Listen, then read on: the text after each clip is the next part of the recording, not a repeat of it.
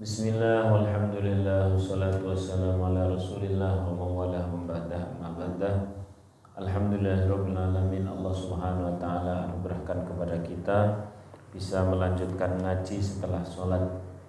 Setidaknya kita tahu bahwa amal ibadah yang di bawah sholat fardu adalah thalabul ilmi, yakni mencari ilmu. Man salaka tariqan yaltamisu fihi ilma sahalallahu tariqahu ilal jannah. Siapa orang yang menyempatkan diri untuk mencari ilmu di tengah-tengah dia mengarungi kehidupan ini, maka perjalanan orang tersebut sahalallahu tariqahu ilal jannah. Berarti perjalanan orang tersebut yang meluangkan waktu mencari ilmu itu sedang dipermudah menuju surga. Semoga kita semuanya termasuk. Amin Allahumma amin. Baik, bismillahirrahmanirrahim. Kita akan melanjutkan ngaji kita 2 pekan yang lalu. Kita memang ini ngaji ini dibikin 2 pekan. Nah, saya khawatir nih sepekan sekali nanti jenengan belenger. Nah, oleh karena itu ini 2 pekan sekali. Kemarin kita bicara terkait masalah mengistirahatkan hati, ya, dari mengatur kehidupan ini. Karena wilayah kita adalah wilayah berdoa, berikhtiar, selebihnya biarkan Allah dengan keadilannya memilih kita seperti apa, mendapatkan apa, Allah tahu yang terbaik. Yang penting kita bisa melakukan yang terbaik. Tidak usah kemudian kita di dalam hati terlalu kemerungsung. Kenapa? Kalau ada kemerungsung yang itu kaitannya dengan masalah takdir, ini namanya kita keluar dari wilayah kita sebagai makhluk. Wilayah makhluk itu bukan mengatur takdir. Mengatur takdir wilayah Allah. Jangankan kita keluar ke wilayah makhluk menuju wilayahnya Allah, kita keluar dari wilayah hak kita sendiri menuju haknya teman saja. Tahu-tahu masuk rumahnya teman, masuk kamarnya, HP-nya dipakai dan sebagainya, turut ngatur di rumah orang lain. Itu kemarin namanya apa? The celutrak gitu ya. Masih ingat ya? Apalagi kita masuk ke wilayahnya Allah Subhanahu wa taala, ngatur-ngatur. Lalu berarti kita tidak usah berdoa, tidak usah request, silahkan. Ad-du'a muhul ibadah. Doa itu substansinya adalah ibadah, ya, bukan dalam rangka mendikte Allah, tapi itu adalah dalam rangka kita sedang justru taat pada pengaturan Allah, bukan turut mengatur Allah. Maka dengan demikian kita akan ayem. Berarti kita tidak usah ikhtiar, silahkanlah ikhtiar, tapi hati sudah mantap bahwa semua telah diatur oleh Allah dengan indah. Sehingga saya tanya, orang yang ngadepi masalah dengan hati yang sudah ditata bahwa Allah telah tahu semua, dengan orang yang menghadapi masalah sembari hati masih kemerungsung, bingung karu-karuan, kira-kira sama atau beda? Beda jauh. Ikhtiarnya bisa sama, tapi happy-nya bisa berbeda dan pertolongan Allah pun bisa berbeda. Shallu ala Nabi Muhammad, shallu ala Nabi Muhammad, shallu ala Nabi Muhammad. Kemarin ini, sekarang yang hari ini. Bismillahirrahmanirrahim. Ini pokok naik ngaji kitab itu enak, urut terus. Yang kemarin diulas dikit, seret baru nambah hari ini. Karena kalau tidak diulas, saya sih husnudzon jenengan masih ingat sebenarnya. Mau jagani nek lali. Baik, bismillahirrahmanirrahim. Qala al-mu'allif rahimahullah taala wa nafa'ana bihi wa bi 'ulumihi wa bi asrari fid dharain amin. Ijtihaduka fima dhumina laka wa taqsiruka fima tuliba minka dalilun ala intimasil basirati minka. Kegigihanmu mengatur apa-apa yang sudah Allah jamin, sehingga membuat dirimu teledor dalam apa-apa yang Allah tuntut, yang Allah wajibkan, maka hal itu bisa menjadikan engkau ini basirahnya meleret. Saya akan terangkan dari belakang. Apa itu basirah? Basirah itu mata hati. sebuah penglihatan, bukan hanya penglihatan, pendengaran, rasa, firasat dan sebagainya di luar umumnya manusia. Alias orang yang memiliki basirah yang sangat jelas, ini pasti orang yang istimewa. Basirah ini akan dipengaruhi oleh apa? Nanti agak akhir. Nah, ini ngaji tenanan cerita nih. Ngaji tenanan. Nah, basirah dalam level para nabi, maka nabi bisa tahu apa yang sedang terjadi di langit. Si A besok seperti apa dan sebagainya, si B besok seperti apa. Kita tidak bisa seperti itu. Ini khusus untuk nabi. Kelas kita di bawahnya, atau bisa, tapi ketika Allah menghendaki, jatuhnya bukan mukjizat, tapi kalau seorang wali namanya karomah, kalau seorang mukmin namanya apa? Maunah, kalau seorang dukun namanya apa? Apa? Marfu apa? Istidraj. Ya, jadi keistimewaan gitu, istidraj. Saya kasih contoh satu persatu. Rasulullah SAW ya, itu bisa tahu apa yang sedang terjadi di langit ketika beliau dalam kondisi perang. Rasulullah bisa tahu siapa yang orang-orang yang mengkhianati beliau. Rasulullah bisa tahu pada saat beliau mau Fathu Mekah, tiba-tiba ada orang nyurati, ngasih surat kepada orang-orang seperti Abu Jahal, Abu Lahab, sehingga sebelum surat sampai sana sudah ditangkap itu orangnya. Rasulullah bisa ngerti siapa nanti yang akan ahli surga, ahli neraka, karena beliau telah diberi catatan oleh Allah Subhanahu wa taala. Nah, itu namanya mukjizat atau basirah sebagai mukjizat karena ada pada nabi. Nah, sekarang sejak Nabi Muhammad SAW, masihkah ada nabi? Tidak ada. Nah, ini mumpung cerita nabi intermezzo. Ternyata dari sekian banyak nabi, itu ada nabi yang tidak masuk surga. Jelas-jelas ada nabi yang kelak masuk neraka. Jadi sudah tahu nabi siapa? Betul sekali. Nabi palsu. Nabi palsu Indonesia. Aneh. Enggak ada ya. Pokoknya nabi palsu. Naudzubillahi min dzalik. Istri serius mbaknya. Nabi palsu dimasukkan penjara, ketemu sama malaikat Jibril palsu. Ketemu pisan sama Tuhan palsu kabeh sak kuthekan penjara. Terus takon Nabi, "Sapa aku Nabi? Wah, aku ora tau ngangkat kowe." Malah geger. Baik, kita fokus lagi. Ini jenengane ngaji sore, jenengan sudah mikir ke umat sejak tadi pagi kan itu. Terlalu sepaneng saya khawatir nanti malah tahu-tahu bismika Allahumma ya. Saya lanjutkan. Kalau pada para kekasih Allah, bisa dari golongan sahabat, bisa dari golongan tabi'in, bisa dari golongan tabi'in, tapi bukan nabi, berarti wali, kekasih Allah. Sahabat itu nyaris semuanya wali Allah. Beliau bisa tahu banyak hal. Kala itu Sayyidina Umar radhiyallahu anhu sedang khutbah. Tiba-tiba beliau pas lagi khutbah itu bilang begini, "Ya Sariyah, irfa' ilal jabal. Ya Sariyah, irfa' ilal jabal." Atau kama qala. Pemimpin pasukan, kau naik ke atas gunung. Pemimpin pasukan, kau naik ke atas gunung. Wa ba'da hinin, setelah sekian masa, pulanglah pasukan kaum muslimin datang kepada Sayyidina Umar bin Khattab di zamannya. Ya Umar, ya Amirul Mukminin, kami itu nyaris kalah pas perang. Tiba-tiba terdengar suara engkau dengan jelas mengomando kami agar kami naik ke atas gunung.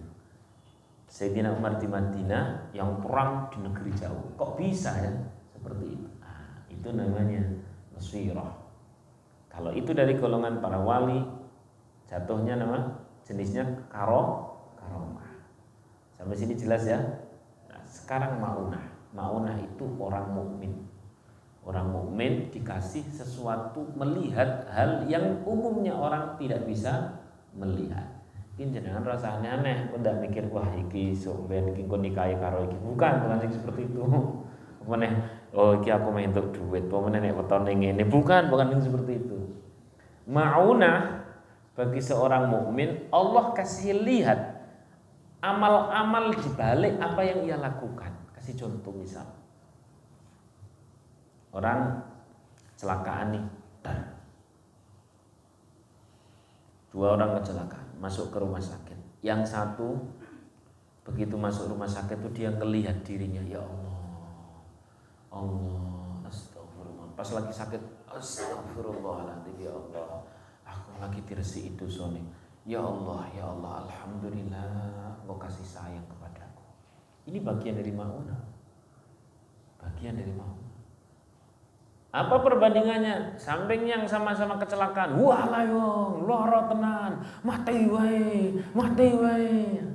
Beda jauh itu.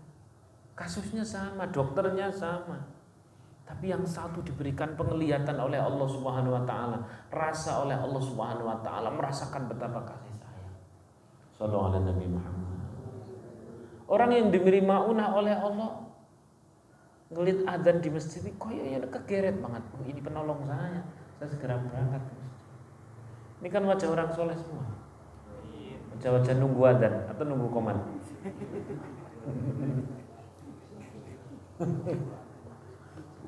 Jadi maunah itu pertolongan Allah yang menolong kita untuk melakukan kebaikan. Itu jenisnya macam-macam, Pak. Ada juga maunah ya pada saat misalkan orang banyak yang tertimpa musibah ini itu dan sebagainya, dia sendiri tidak boleh, jadi itu maunah. Tapi ala kulli hal, maunah ditandai bukan sebuah kehebatan zahir saja. Nek mung trimo mlaku nang dhuwur banyu, Pak, perahu bisa. Nyelam iwak malah iso. Ya kan? Terus kemudian dia bisa terbang, manuk iso. Dewi ya nek Mekah terbang kok ya. Apa ya mlaku, ya terbang. Bentar mabur tapi. Alias ditandainya bukan melalui kehebatan-kehebatan seperti itu. Bisa kehebatan seperti itu, orang misalkan dia bisa pindah ke satu tempat ke tempat yang lain, atau bisa tahu terkait berita-berita yang ada di luar kota tanpa WA dan sebagainya.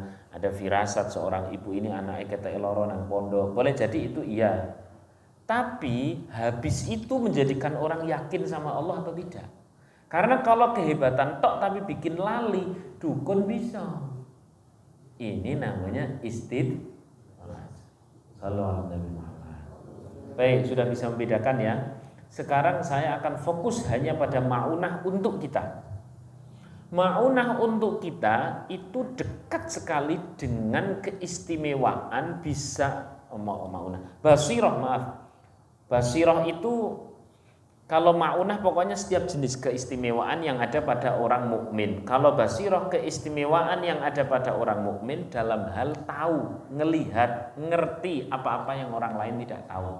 Jadi lebih spesifik gitu ya, lebih spesifik. Jadi basirah itu lebih spesifik dari ma'unah. Kalau ma'unah tadi seluruh keistimewaan yang ada pada orang mukmin, yang Allah tolong untuk orang mukmin, maka namanya ma'unah atau isti'anah. Kalau hal itu dalam urusan pengetahuan, namanya jadi basirah. Jadi orang bisa tahu terkait hal-hal yang umumnya orang lain tidak tahu. Kasih contoh.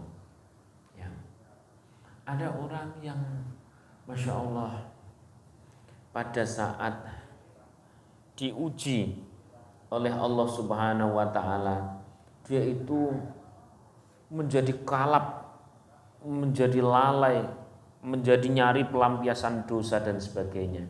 Ada orang ketika diuji oleh Allah Subhanahu wa ta'ala, siapa coba yang ngasih tahu ke dalam hatinya? Kalau hal itu adalah kasih sayang, dia tambah nikmat sholatnya, dia tambah senang tadarus Quran. Ada seperti itu. Nah, itu bagian dari Allah kasih penglihatan. Ada penglihatan hakiki. Ada lain lagi jenisnya begini, basirah itu. Kasih contoh. Nah, ini. Seorang istri yang rasanya itu seneng banget ngelayani suami. Rasanya itu seneng banget didik anak. Kalau masalah anak nangis, ya apa ada anak kecil yang tidak nangis. Ini kan dunia. Kira-kira pengen duwe anak bayi sing ora nangis yuk ganti boneka. Tapi dia dikasih rasa nikmat. Dia ngelihat seolah masa depan ini anak punya harapan besar. Jadi ngelakuin ini penak banget. Namanya basirah ini. Dia melihat apa-apa yang tak terlihat oleh orang lain. Dia melayani suami sedemikian rupa. Walaupun suami ini kadang-kadang seorang ngepasi dan sebagainya, tapi dia tetap baik. Dari mana dia tahu seperti itu? Ia tahu bahwa di situ ada ridho Allah. Masya Allah, itu enak, enteng banget. Seorang suami yang tetap ngasih nafkah kepada istri, apapun kondisi istrinya, tetap dia dalam kondisi memberikan yang terbaik. Ketika ditanya kenapa, loh aku ke suami. Gusti Allah mesti ngajar. Kemampuan seperti ini akan mengindahkan sekali kehidupan kita, membuat kita nikmat sekali. Coba kita nek baca Quran target 1 juz, umumnya kan ya wis dihitung itu kurang piro, ngitungnya dilat dhisik meneh. Betul gak? Tapi ada orang yang sekali duduk bisa 5 juz, bisa 10 juz, ya kan? Apa coba kalau dia tidak bisa melihat nikmat di balik itu? Nah, itu yang sesuatu yang tak nampak, tapi orang bisa menjadi berbeda gara-gara itu. Dia bisa melihat sesuatu yang umumnya orang lain tidak bisa melihat. Itu namanya basirah. Lah basirah itu akan semakin terang. Kita akan semakin diperlihatkan oleh Allah Subhanahu wa taala hal-hal baik di balik perkara baik, hal-hal buruk di balik perkara buruk. Orang zaman dahulu kalau mau melakukan dosa kaya wis diobong nang neraka, dadi moh tenan. Masya Allah. Dewi kan kula lah sing nom-nom kadang-kadang nek nang HP ngono kan nang grup-grup seret tak buka. Seret hadiah untuk ketua grup, seret barang tak download. Lho kok bening.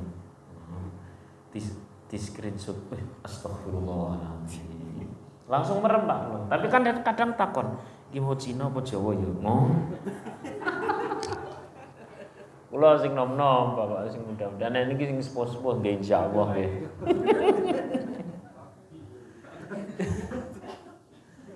Tapi setidaknya kita dikasih rasa takut, koyo keweden. 5 menit mana? Lah siapa orang yang dikasih basirah? Itu orang yang kalau dalam hal kemaksiatan itu ndang-ndang kepengin lunga. Dikasih kebaikan-kebaikan itu ndang-ndang kepengin oke. Dari mana itu terjadi? Nih kuncinya. Berarti tadi baru pendahuluan Pak, cerita ini sing 5 menit inti. Nah ini intinya begini. Jadi basirah bisa terang, kita bisa melihat apa-apa yang terlihat di balik aktivitas-aktivitas baik sehingga kita menjalankannya lebih nikmat dan menghindari hal-hal buruk, hal-hal yang diharamkan oleh Allah Subhanahu wa taala sehingga kita menghindarinya itu lebih cepat. Ini adalah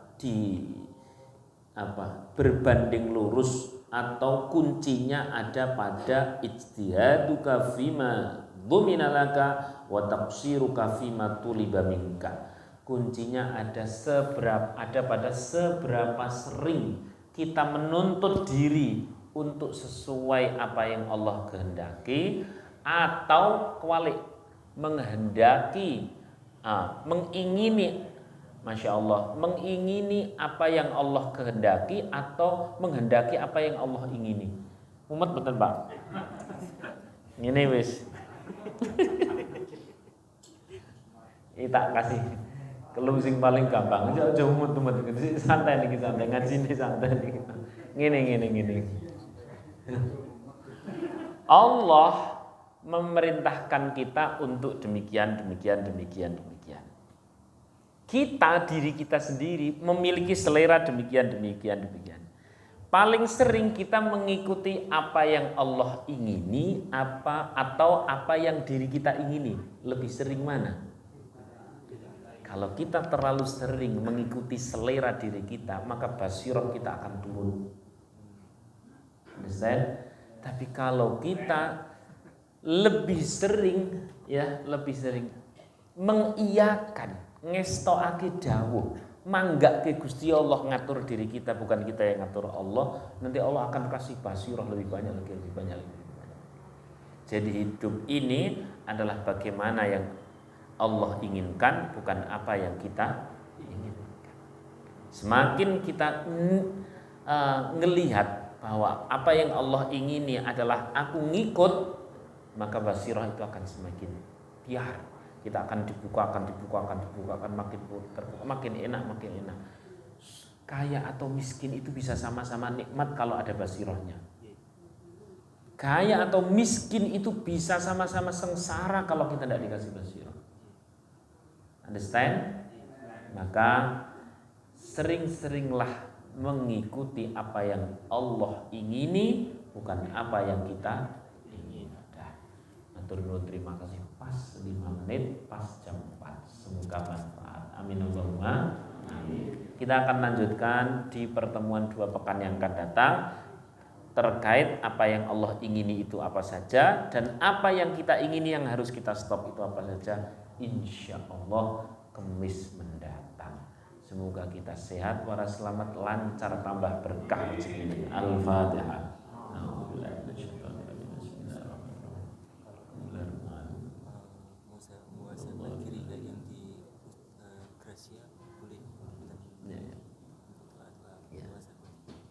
Mari bareng-bareng kita berdoa.